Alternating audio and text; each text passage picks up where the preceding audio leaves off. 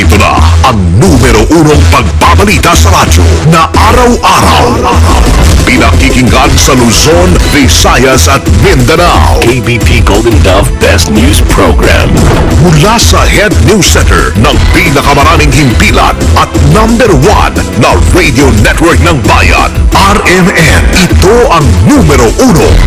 RMN News Nationwide. RMN News Nationwide. Kasama ang maasahang broadcaster, Buddy Oberas, at ang KBP Golden Dove Best Newscaster, Weng de la Peña. RMN News Nationwide. RMN News Nationwide. Headlines. Ngayong tanghali sa RMN News Nationwide, Roro lumubog sa karagatang sakop ng Masbate, 2 kumpirmadong patay. Pagkalas ng ilang foreign investors dahilan ng pagbagsak ng Philippine Stock Exchange kahapon. Ang ganda naman ang pag-alis nila dahil sa nabalita na mukhang sumaangat na ang kabuhayan sa Amerika. United Nations nagbabalang aabot sa 8.1 billion ang populasyon ng mundo sa 2025. LTFRB nagsagawa ng public consultation sa tamang student fare sa mga school bus. Sabi ko, nung aming nalaman yan ay dapat magkaroon dahil yan naman ay tinatakda ng ating batas. Balitang negosyo natin, Baguio City gusto pong mag-host ng Pre-Asia Pacific Economic Cooperation Summit. At sa abroad, Headlines. pananalasa ng wildfire sa Colorado, 2 na ang patay. Buong pagsasarang boses ng balita. RMN News Nationwide. Ang pinakamalaking mga balita abot sa bawat Pilipino saan man sa bansa. RMN News Nationwide. Mabuhay Pilipinas, tanghali po ng Biyernes ngayon, June 14, 2013. Ito ang numero 1 na RMN News Nationwide. Ako si Buddy Oberas. Ako naman si Weng de la Peña. Tayo po ay live na live sa DYKR 1161 RMN Calibo, DXCC 828 RMN Cagayan de Oro, DXMB 648 RMN Malay-Balay, at sa DXRS 918 RMN Surigao. Live din tayo mga kasama international via www.rmnews.com at WRMN New York, USA. At sa lahat po ng ating mga number 1 AM stations sa buong bayan yan. 2 na ang patay sa paglubog ho ng Roro vessel sa karagatang sakop ng Burias Island, Masbate, alas 5:30 kaninang madaling araw. Ayon kay Philippine Coast Guard spokesperson Commander Armand Balilo, kinilalang isa sa mga nasawing biktima si Persita Senya, 59 anyos na taga Aroroy, Masbate. Ayon kay Director Rapi Alejandro ng Office of Civil Defense ng Bicol, alas 2 ng madaling araw nang umalis sa pantalan sa may Pio Duran, Albay, ang MV Lady of Mount Carmel patungo ng Aroroy, Masbate. Ngunit 3 oras matapos umalis sa pantalan ay bigla na lamang nakaranas ito ng malalaking alon. Dahilan upang tuluyang lumubog ang barko sa Agoha Point, Burias Island. 55 naman ang mga sakay ng Roro ang nailigtas sa patuloy pa ring search and rescue operations. Sakay ng barko ang 22 crew, 40 pasahero at 2 bus at isang 6-wheeler truck. Kabilang naman sa mga a-assisting ngayon sa operasyon ng Naval Forces ng Southern Luzon ng Philippine Navy, kung saan po'y magpapadala sila ng patrol craft na may isang team ng SEAL divers at isang Islander aircraft mula sa Cebu. Ang barko naman ng Philippine Coast Guard na pupunta ho siya ng Indonesia, tutulong na rin sa rescue operation sa mga pasahero ng MV Mount Carmel. Kasama natin sa balita live, Angel Ronquillo. RMN Report. Imbis na pumunta sa Makassar, Indonesia, ang ilang taon ng Philippine Coast Guard ay hindi natulog sa mga ito, bagkus nagtungo na lamang sa Masbate. Ayon kay Lieutenant Commander Armand Balio, tagapagsalita ng Philippine Coast Guard, ang BRT Pampanga na naloksanan sa Joint Maritime Exercise sa Indonesia ay na-divert at matungo na ngayon sa Masbate. Ito ay upang tumulong sa pagsagawa ng rescue and operation, bulso na rin ng paglubog ng MV Mount Carmel sa karagatan ng Burias Island, Masbate. Sinabi pa ni Balilio na malaki ang may tutulong ng BRP Pampanga sa search and rescue operation dahil sa kumpleto ang team ng barko na meron pang mga kasamang divers. Maliban dito ay may helicopter na rin nagsasagawa ng aerial search sa bisinidad ng pinaglubugan ng barko. Sa ngayon ay patuloy ang paikagug ng sa kanilang district office sa Masbate hinggil sa naturang insidente. Kasama mo sa lungsod ng Maynila, Angel Juan Quillo, Tatak, RMN. Radyo mo nationwide. Sa iba pang balita, maasama kinumpirma ng Bangko Sentral ng Pilipinas na kumalas na po ilang mga foreign investors sa bansa na siyang naging dahilan kaya't bumagsak sa pinakamababang index sa loob ng 5 taon ng Philippine Stock Exchange. Sa interview ng RMN kay BSP Vice Governor Diwa Gunigundo, sinabi po nitong bumalik na sa Amerika ang ilang mga foreign investors matapos na masigurong gumaganda na ang takbo ng ekonomiya ng Estados Unidos. Nilinaw naman na opisyal na hindi lamang ang Pilipinas ang naapektuhan kundi maging ang ibang mga bansa pa kung saan mas maraming mga dayuhang investors ang naglagak ng kanilang mga negosyo. Ay dahil sa yung ilang mga investors ay kumalas dito sa Pilipinas upang bumalik sa Amerika. Ang dahilan naman ng pag-alis nila dahil sa nabalita na ititigil ng mas maaga ng US Fed yung tinatawag na pagsuporta sa ekonomiya ng Amerika. Nagbabadya na mukhang umaangat na ang kabuhayan sa Amerika. Hindi naman nababahala ang BSP sa pagkalas ng maraming mga foreign investors. Ayon po kay Gunigundo, normal ang ganitong kalakaran sa merkado at natili pa rin naman na matatag ang ekonomiya ng bansa. Yan ay normal lang, ano? Kasi umiikot siyang mga dayuhang kapital na yan, kung saan merong oportunidad na kumita sila. Ito ay isang pangyayari na inaasahan natin na mangyayari yan at some point. Yes, sir. Sa atin naman, hindi naman tayo dapat na mabahala kasi nananatiling matatag ang ating ekonomiya. Si BSP Vice Governor Diwa Gunigundo sa interview ng RMN. Tinataya ang aabot sa na 9.6 na bilyong piso o 9.6 na bilyon ang bilang ho ng populasyon sa mundo pagdating ng taong 2050. Ito ay batay na rin sa inalabas na bagong forecasting report ng United Nations. Batay sa nasabing report, nasa 7.2 billion na ang bilang ng populasyon ngayon sa mundo yan. Ngunit tataas ito sa taong 2025 sa 8.1 billion at 9.6 billion naman sa taong 2050. Karamihan sa mga lululobo ang bilang ng populasyon ay mga developing countries na tiyatay na sa aabot sa 1.3 billion katao. Kabilang rito ang Africa, India, Indonesia, Pakistan, Amerika at ang Pilipinas. Nakasad din sa nasabing forecast na sa taong 2028 ay ang India ang pinakamaraming populasyon sa buong mundo kung saan mauungusan na nito yung China. Habang ang China ay inaasahan naman na bababa ang bilang ng kanilang populasyon sa taong 2030. Bunso na rin ang ipinatutupad o ipinapatupad na one-child policy. Ikinasana ng Land Transportation, Franchising and Regulatory Board o LTFRB malawakang public consultation kaugnay po sa tamang student fare sa mga school bus. Sa interview ng RMN kay LTFRB Chairman Winston Hines, layunin ito na magkaroon ng fare matrix sa lahat ng mga school bus, pribado man o pampubliko.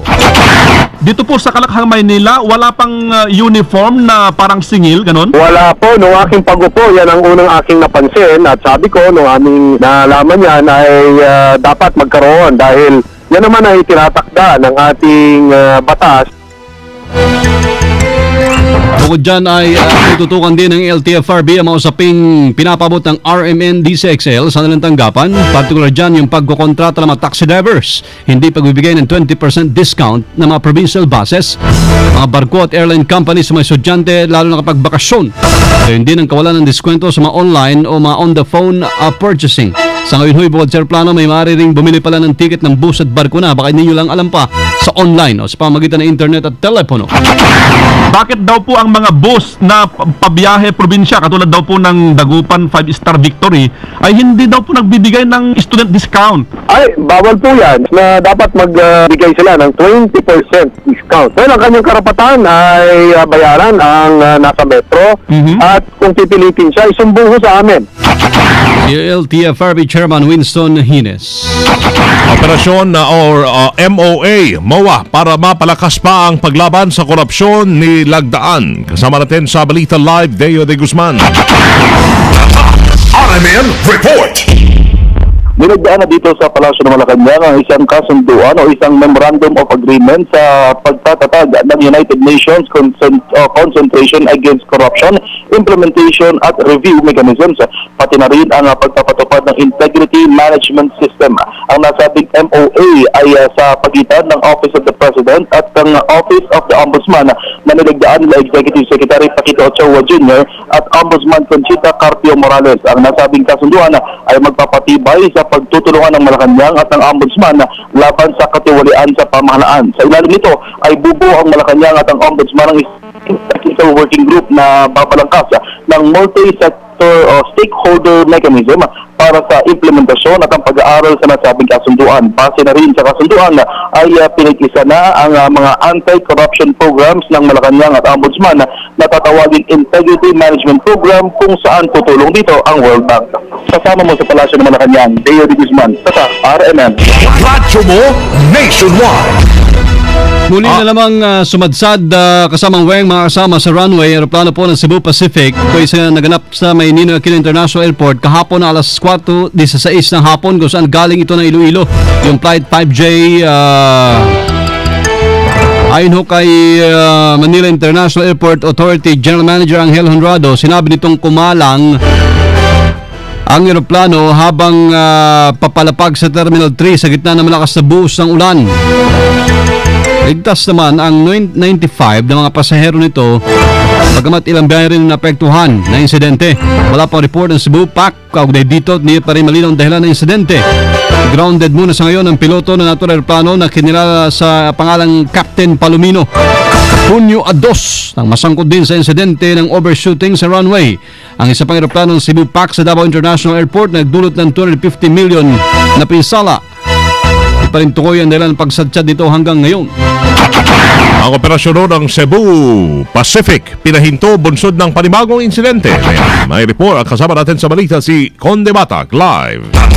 RMN Report. Hinimok ni Davao City Representative Carlo Alexei Nograles ang Department of Transportation and Communication o DOTC na ipatigil muna ang operasyon ng Cebu Pacific. Ito ay habang patuloy pa ang ginagawang investigasyon sa pag-overshoot ng aeroplano nito sa Davao International Airport at ang panibagong insidente sa NAIA kung saan hindi nakalapag ng maayos sa runway ang Flight 5J-448 at nasagi pa ang 5 mga nakaposting ilaw sa runway. Gate dito ni Nograles, dapat na-rekomenda agad ng DOTC sa pangunguna ni Secretary Jun Nabaya ang pansamantalang suspensyon sa lahat ng biyahe ng Cebu Pacific, gayon din ang grounding sa mga piloto nito. Bukod dito ay nakaka-alarma din ang ganitong mga insidente dahil nakasalalay dito ang kaligtasan ng mga pasahero. Naniniwala pa si Nograles na posibleng ang mga piloto nito ay nagtatrabaho ng sobra-sobra dahil sa overbooking na resulta ng promotional campaigns ng airline para makadagdag sa kanilang sales. Dahil dito ay dapat umanong masilip ng DOTC ang safety standards na ipinatutupad at ang quality of personnel ng Cebu Pacific. Kasama mo mula sa Kamara, Conde Batak, Tatak RMN. Radyo mo nationwide. Senador Jingo Estrada, wala pang tsak na plano sa 2016. Kasama natin sa Balita Live, Grace Mariano. RMN Report. Nilinaw ngayon ni Acting Senate President Jingo Estrada na wala pa siyang siguradong plano para sa 2016 presidential elections. Ito ay sa kabila ng paglutang ng kanyang pangalan sa mga tatakbo bilang Vice President sa 2016 at posibleng maging katandem pa daw niya si Vice President Jejomar Binay. Pero ayon kay hindi pa simula na pag-uusapan ni Vice President Binay ang tungkol sa halalan sa taong 2016. Maliban dito, ipinaliwanag din ni Estrada na anuman ang kanyang magiging hakbang hinggil dito ay ibabatay niya sa magiging resulta ng mga survey. Nais ni Estrada ang maglibot muna sa buong bansa at alamin ang tunay na pulisyon ng taong bayan bago siya magdesisyon. Sa tingin din ni Estrada, ilan pa sa mabibigat na personalidad na pwede ring sumabak sa 2016 presidential elections ay sina Senator-elect Grace Paula Manzares na anyay matalino at magaling. Kasama din anya sina re-elected Senators Francis Chis Escudero at Alan Peter Cayetano at mga incumbent senators na sina Ferdinand Bongbong Marcos Jr. at Ramon Bong Revilla Jr. Kasama mo sa Senado, Grace Mariano, Tatak RMN. Radyo mo nationwide. RMN News Negosyo. Mga kasama sa kalakalan, paano po ng Baguio City na mag-host ng Pre-Asia Pacific Economic Cooperation Summit sa 2014. Sa interview ng RMN kay Mayor Mauricio Dumogan, layunin nito na maitaas ang industriya ng turismo ng Baguio. Naniniwala din opisyal na hindi lamang ang Baguio City ang kikita at may kilala sakali hong makakuha ng pagkakataong mag-host para sa Pre-APEC Summit kundi maging buong bansa. Sa tingin naman natin, kaya naman natin to host ganong klase ng event. That's why nag-meet tayo nga sa Tourism Council, sa hotels, restaurant sa Baguio. Even yung City Council had passed the resolution na interesado ang City of Baguio to host part of the activities of APEC 2014. Sa ngayon, inihahanda na ng Baguio ang mga papeles para maipadala sa pamunuan ng APEC kasabay po ng pag-asang mapipili sila ng APEC organizer. Especially sa Department of Tourism, regional office, sunin nila ang mga requirements ng mga organizers. Kagaya sa different events that will be done, ano ba yung kanilang requirements? Parang tingnan natin at i-offer natin yung ating City of Baguio sa mga events that lahat ng kanilang kailangan nila comply natin. Bukod sa Baguio City, wala na nagpabuto na intensyong mag-host ang Boracay at Palawan. Sa darating na 2015, gaganapin sa Pilipinas ang formal conference sa mga leader ng mga bansa sa Asia Pacific kung saan nasa magiging panayong pandangal si US President Barack Obama. RMN News Abroad. Sa Amerika, 2 na ang kumpirmadong patay sa pananalasa ng isang wildfire sa Colorado na ay sa ulat umabot sa 300 at 60 kabahayan ang natupok ng apoy at halos 40,000 katao ang inilikas mula sa kanilang mga tahanan. Ayon sa mga otoridad, na-recover ang 2 bangkay sa gitna ng nasunog na kagubatan na tinawag na Black Forest Fire. Patuloy pa ang inaalam ng mga otoridad ang pagkakakilanlan ng 2 biktima.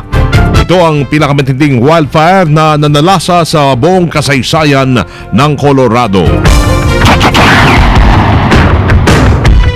Live tayo mga kasama mula sa RMN News Center, Makati City, Metro Manila, Philippines. Hindi pong narinig ang number 1 RMN Station, ang RMN News Nationwide. Ngayon pong Biyernes na tanghali, June 14, 2013. Mga taga-Kalibo, susunod na dyan ang target tanay sa udto sa DYKR 1161. Panoorin po mga kasama yung aming pagbabalita tuwing alas 12 ng tanghali. Sa YouTube, i-type ang RMN News Nationwide. Kasama nyo sa serbisyo publiko muli. Ako po si Buddy Oberas. At Weng de la Peña. Dito pa rin mga kasama sa tahanan na may pinakamaraming number 1 sa 2013, pinakamaraming himpilan sa 2013. RMN, Radyo Mo Nationwide. 60 years ng maasahang public service nationwide. Pinakamalaking mga balita abot sa bawat Pilipino saan man sa bansa. RMN News Nationwide. Abangan nyo po NBA update mamaya. Code 18. Nanlalambot na ba si Mr.